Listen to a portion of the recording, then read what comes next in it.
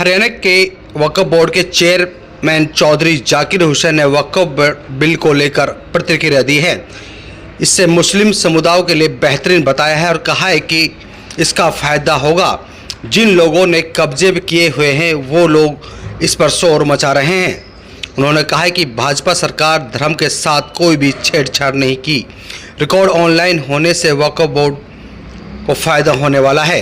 उन्होंने कहा है कि कांग्रेस ने वक्फ की ज़मीन लुटवाने और कब्जा करने का काम किया है। गौरतलब है कि प्रदेश के वक्फ बोर्ड की 12,505 संपत्तियां हैं, उन पर 23,000 किराएदार हैं। अब पारदर्शिता के लिए इन संपत्तियों का डिजिटीकरण किया जाएगा। हरियाणा वक्फ बोर्ड का मुख्यालय अंबाला छावनी में है, जो पंजाब से अलग किया गया था। हरियाणा वक्फ बोर्ड को किराए में से 27 करोड़ की आमदनी होती थी। अब लेकिन ये चीज़ें जो भाजपा सरकार ने की है वास्तव में ही सराहनीय कार्य किया है। अपने क्षेत्र की हर छोटी बड़ी खबरें देखने के लिए हमारे चैनल को सब्सक्राइब करना ना भूलें। मुस्लिम प्रॉपर्टियां जो वक्फ बोर्ड की हैं, इसके मैनेजमेंट में और उनकी इनकम को अकाउंट्स में ढंग से करने के लिए ये वक्फ बिल की अमेंडमेंट आ रही है और इससे फ़ायदा ही होगा, कोई नुकसान नहीं होगा। विपक्षी लोग सिर्फ विपक्ष के नाते इसका विरोध कर रहे हैं। हरियाणा वक्फ बोर्ड ने इसी तरह काम कर रहा है जिस तरह वक्फ बिल में अमेंडमेंट है और यहाँ ट्रांसपेरेंसी से काम हो रहा है। आइंदा पूरे देश में ट्रांसपेरेंसी से काम होगा, मुसलमानों को फायदा होगा। जिस तरह हरियाणा वक्फ बोर्ड की सारी प्रॉपर्टी ऑनलाइन हमने कर रखी है, GIPS मैपिंग करा रखी है, इसी तरह पूरे देश में होने वाला है। तो इससे फायदा होगा कि जो अनऑथराइज कब्जे प्रॉपर्टियां हैं वो लोगों के सामने आएंगी, उनकी इनकम होगी और उससे मुसलमानों को फायदा होगा उस इनकम से।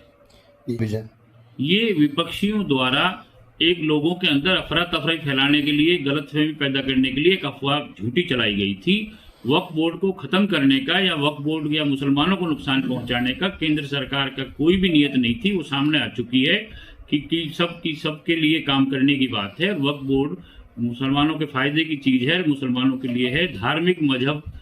धार्मिक और मजहबी चीज़ों से सरकार ने कभी भी कोई छेड़छाड़ नहीं की।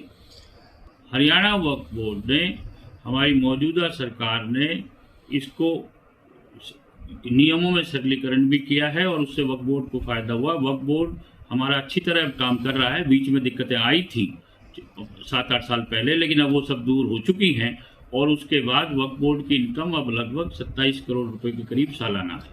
सर, लगता है कि बिल आने से जो वक्फ की प्रॉपर्टियों पर नाजायज कब्जे हैं वो उनको खाली कराया जाएगा। वक्फ के जब सामने जब पूरे देश के अंदर चीजें ऑनलाइन होंगी और जब चीजों का पता लगेगा तो जाहिर सी बात है, और वही लोग ज्यादा शोर मचा रहे हैं जिन लोगों ने वक्फी प्रॉपर्टियों पे कब्जा कर रखा है।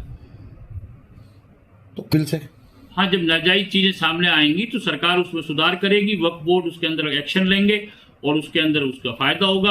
और आज जो विपक्षी लोग हैं, खासतौर पे हरियाणा में जो कांग्रेसी जो शोर मचा रहे हैं, इन्होंने तो वक्फी प्रॉपर्टियों के ऊपर भूमाफियाओं का कब्जा किया है। उसका उदाहरण है 2013 में अंसल के पास 2.5 एकड़ जमीन गुड़गांव के 23 सेक्टर में थी।